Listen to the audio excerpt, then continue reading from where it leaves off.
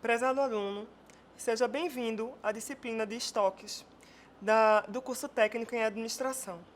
Nessa disciplina, a gente vai ver vários assuntos relacionados à questão do estoque.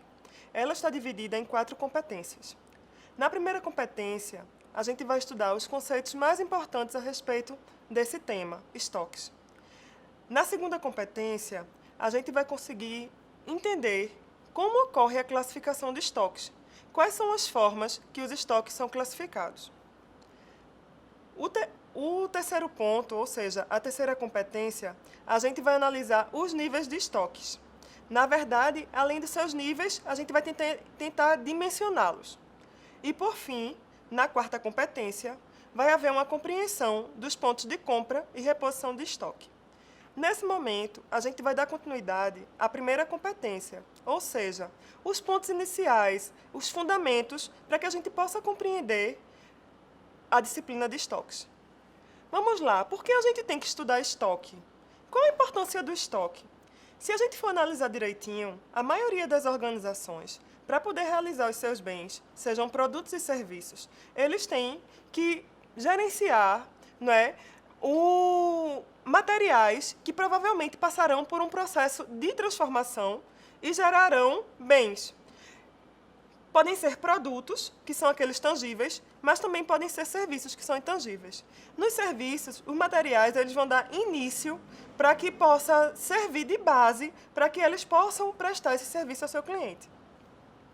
Controlar os estoques é muito importante para qualquer tipo de organização. Por quê? Porque é através desse controle dos estoques, do controle de materiais, que você pode evitar desperdícios, que você pode minimizar custos, você pode fazer um planejamento do quão importante esses materiais são para a organização e também ver o quanto você pode diminuir os custos desse gerenciamento. Ok? Então, a pergunta inicial seria: quanto de estoque é preciso ter para atender satisfatoriamente a clientela sem que haja desperdício? Como é que a organização ela vai poder se planejar para poder atender seu cliente desse jeito, simplesmente ter condições de fazer o produto que o cliente deseja, mas também não perder muito custo, ficar preocupado com a questão financeira, além do necessário, tendo um estoque muito maior, que vai ficar ocioso, sem a necessidade dele ser utilizado. Primeiro, a gente começa definindo estoque. Estoque ele é conhecido ou definido como acumulação de matérias-primas, produtos em processo ou produtos acabados, na posse de uma empresa, que aparecem em vários pontos por todos os canais logísticos e de produção na empresa. É importante estudar estoques e saber sua definição, porque a gente vai saber que a movimentação de estoques pode ocorrer de 3 formas: as entradas, as saídas e as transferências. Na entrada vai ocorrer o seguinte: vai ser a movimentação de materiais que entram no estoque da empresa, ou seja, as compras.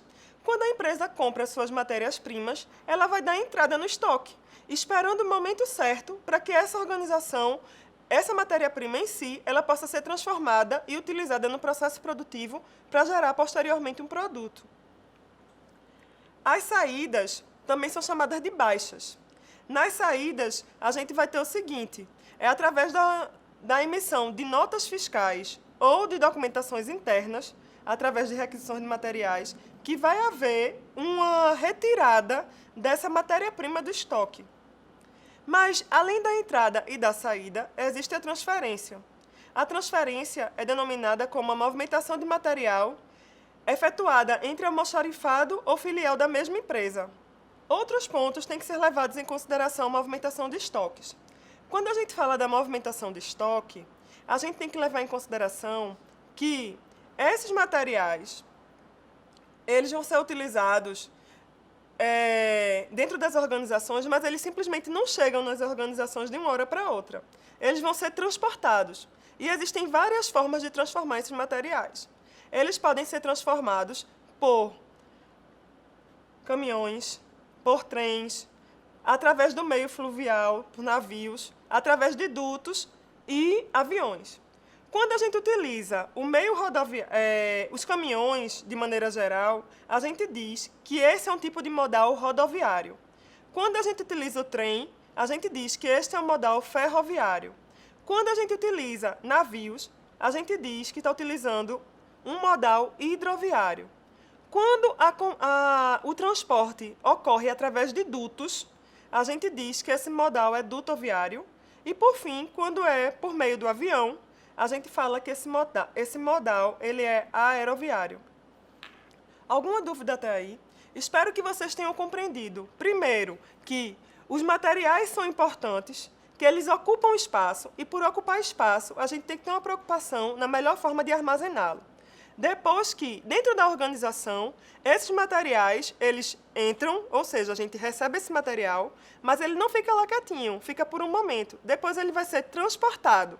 E nesse transportado é porque ou vai haver uma retirada desse insumo para ser utilizado no processo produtivo, ou ele pode ser transferido para outro local ou outra filial da organização. É necessário deixar o nível mais baixo de estoque possível, ao mesmo tempo de que você não vai atrapalhar a disponibilidade que esse material tenha para o cliente, para você poder fazer o seu produto para o cliente.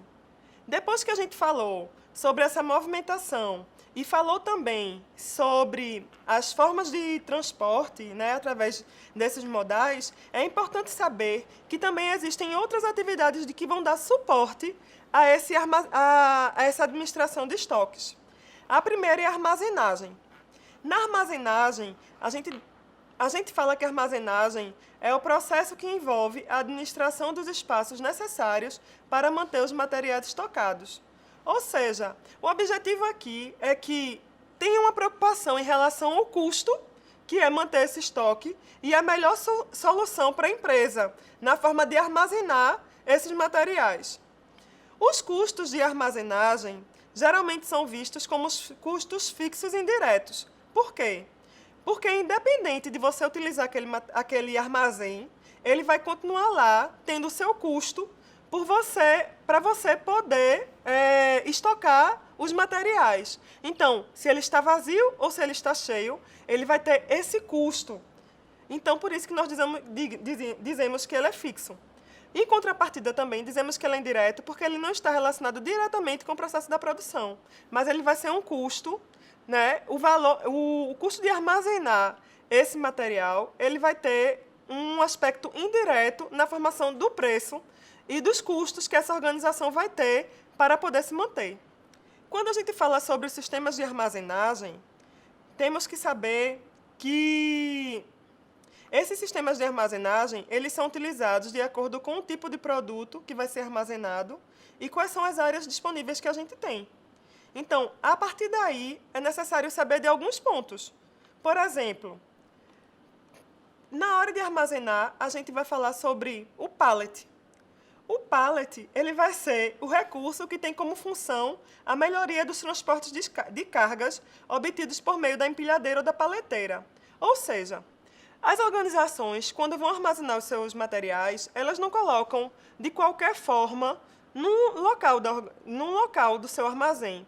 Ela simplesmente vai armazenar em cima de um estrado. Por quê? Porque a partir desse estrado fica melhor a movimentação dessas cargas, ela fica padronizada. Agora, como é que ocorre essa movimentação desses pallets? A movimentação dos pallets, ela vai acontecer através de paleteira ou empilhadeira. A paleteira vai ser um tipo de máquina que vai empilhar manualmente e vai deslocar esses materiais, enquanto que a empilhadeira ela pode ser manual, mas também elétrica, através de combustão ou portuária, dependendo do nível, né, da dimensão da carga que isso vai ter. Só que, veja só, a gente falou que existe o pallet e também existe as empilhadeiras que vão transportar esses pallets. A partir daí, a gente vai armazenar esses pallets num porta-pallets, que tem duas maneiras, drive-in e drive-thru. Depois que a gente falou da armazenagem, outro ponto importante é o manuseio de materiais.